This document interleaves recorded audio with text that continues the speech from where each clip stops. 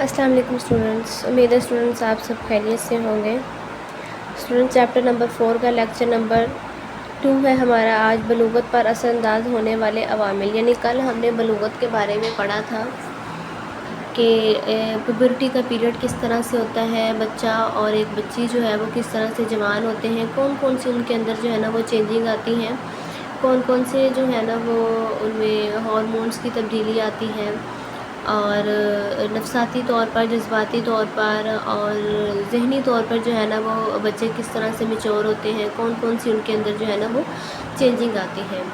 آج کا جو ہمارا لیکچر ہے وہ ہے کہ بلوغت پر کون کون سے عوامل جو ہے نا وہ فیکٹرز کون سے ایسے ہیں جو اثر انداز ہوتے ہیں۔ تو اس میں سب سے پہلے دیکھیں اس نے بتایا ہوا ہے کہ بلوغت کے مختلف قسم کے نشانیوں کا ہم جائزہ لے چکے ہیں۔ اب بات کریں گے کہ ان عوامل کا جو بلوغت پر اثر انداز ہو سکتی ہیں، بلوغت پر مدرجہ ذیل جو ہے نا وہ عوامل اثر انداز ہو سکتے ہیں۔ اس میں اس نے سب سے پہلے بتایا ہے ماحول یعنی انوائرمنٹ، کلائمیٹ یعنی آب و ہوا، اور ڈائٹ یعنی غذا۔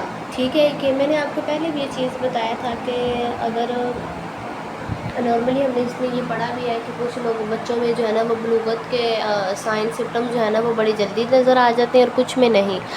اگر کچھ میں جلدی نظر نہیں آتے، یعنی بچے کی ایج جو ہے نا وہ 15-16 سال ہو گئی ہیں، تو ابھی ان کو جو ہے نا وہ نہیں صحیح سے انڈر آرم بھی ہیئر وغیرہ نہیں ہوئے، پیریڈس وغیرہ نہیں ہوئے، اور ان کی باڈی گروتھ جو ہے نا وہ چینج نہیں ہوئی، تو اس میں انوائرمنٹ کا مسئلہ ہو سکتا ہے، کلائمیٹ کا مسئلہ ہو سکتا ہے، اس کی ڈائٹ کا بھی مسئلہ ہو سکتا ہے۔ ٹھیک ہے، مختلف طرح کے جو ہے نا وہ یہ سارے عوامل اس کے اندر اثر انداز کرتے ہیں۔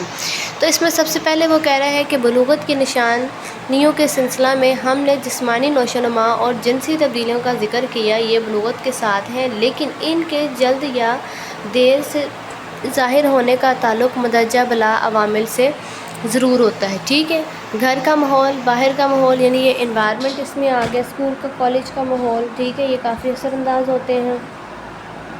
آب و ہوا یعنی ملکی آب و ہوا بلوغت پر اثر انداز ہوتی ہے، جیسا کہ گرم ممالک کی لڑکیاں جلد جو ہے نا وہ بلوغت کے عمر پہنچ جاتی ہیں اور سرد کی اتنی زیادہ نہیں۔ یہ کل بھی آپ کو یہ چیز بتائی گئی تھی۔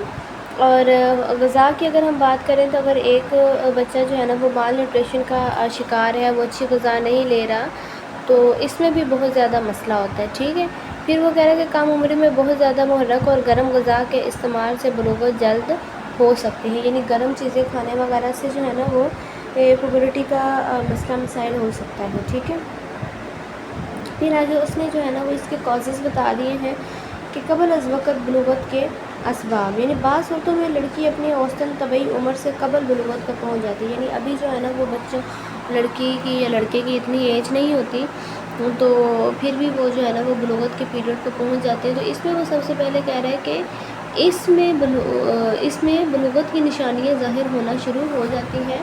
اب وہ کیوں ہوتی ہیں، ان کے اندر کیا مسئلے مسائل ہیں؟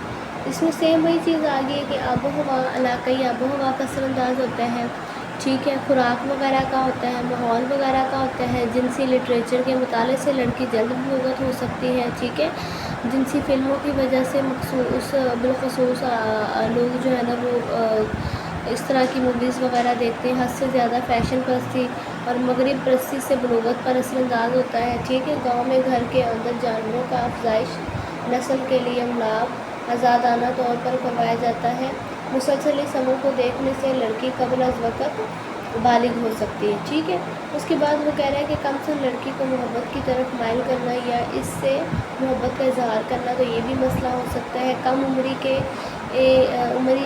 عمر لڑکی کے اعضاء جنس کو تحریک دینے سے قبل از وقت، ٹھیک ہے، اور سیم اسی طرح سے جو ہے نا بعض اوقات کم عمر لڑکی کی بڑی عمر کی لڑکی سے دوستی وغیرہ ہو، گھر کا ماحول اگر اس طرح کا ہو، بے پردگی، آوارگی پن ہو، ٹھیک ہے، بعض گھریلو ملازمین بچوں کو اسکول یا سیر و تفریح کے لیے لے جاتے ہیں تو ان سے چھیڑ چھانی وغیرہ کرتے ہیں، یہ چیز بھی ٹھیک ہے۔ بعض اوقات والدین بوقت مباشرت احتیاط نہیں کرتے اور بچے یہ عمل دیکھتے ہیں، تو اس سے بھی بہت جو ہے نا وہ بچوں پہ اثر پڑتا ہے۔ ٹھیک ہے، ماڈرن گھرانوں میں لڑکوں لڑکیوں کا آزادانہ ملاپ اس کا بھی بہت زیادہ ہوتا ہے۔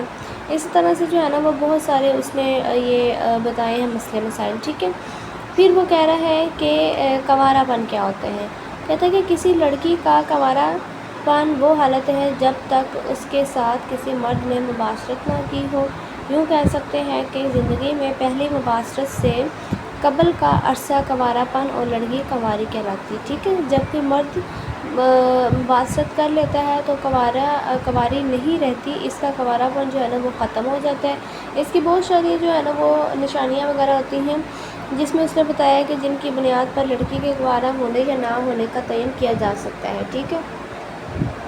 اب اس میں وہ کہہ رہا ہے کہ کنوارے پن کو سمجھنے کے لیے اس کی دو نشانیاں، پستان سے متعلق نشانیاں، یعنی اس کی جو ہے نا وہ بریسٹ کا سائز وغیرہ، اور اعضائے تناسل سے متعلق نشانیاں۔ تو پستان سے متعلق دیکھیں، وہ کہتا ہے کہ جب لڑکی کنواری ہوتی ہے تو اس کی چھاتی یا پستان مضبوط ہوتی ہے، ٹھیک ہے، کھینچے ہوئے ہوتے ہیں۔ کنواری لڑکی کے پستان خوبصورت نصف کی مانند کرائے کی مانند ہوتے ہیں، اور اس کی جو ہے نا وہ برسٹ ڈھلکی ہوئی نہیں ہوتی اور اسٹریچ ہوتی ہے، بالکل جو ہے نا وہ ہارڈ ہوتی ہے، اور اس کی جو ہے نا وہ کلر بھی اس کا گلابی سا ہوتا ہے، اور دبانے سے کوئی رطوبت یا دودھ وغیرہ نہیں آتا ہوتا، ٹھیک ہے۔ پھر وہ کہہ رہے ہیں کہ کنواری لڑکی کے پستان سائز میں چھوٹے اور مناسب ہوتے ہیں، ٹھیک ہے۔ پھر اس میں وہ بتا رہا ہے کہ اعضائے تناسل سے متعلق نشانیاں، کنواری لڑکی کی فرج کے تمام حصے مضبوط، لچکدار اور مناسب ہوتے ہیں۔ بڑے ہونٹ، یعنی جسے ہم لیبیا میجورا، مضبوط اور لچکدار ہوتے ہیں، ٹھیک ہے۔ انہوں نے چھوٹے ہونٹوں اور کلائی ٹورس کو جو ہے نا وہ ڈھانپا ہوتا ہے، ٹھیک ہے۔ پھر وہ کہہ رہا ہے کہ بڑے ہونٹوں سے اندام نہانی کا دہانہ باندھا ہوتا ہے، یعنی وہ نظر نہیں آتا، ٹھیک ہے۔ بڑے ہونٹ آپس میں اس طرح سے ملے ہوتے ہیں کہ ان کی درمیان کوئی خلا یا درز نہیں ہوتی۔ چھوٹے ہونٹ جو ہے وہ جسے ہم لیبیا مائنورا بولتے ہیں، بہت نازک قسم کے ہوتے ہیں، رنگت بھی اس کی گلابی ہوتی ہے، ٹھیک ہے۔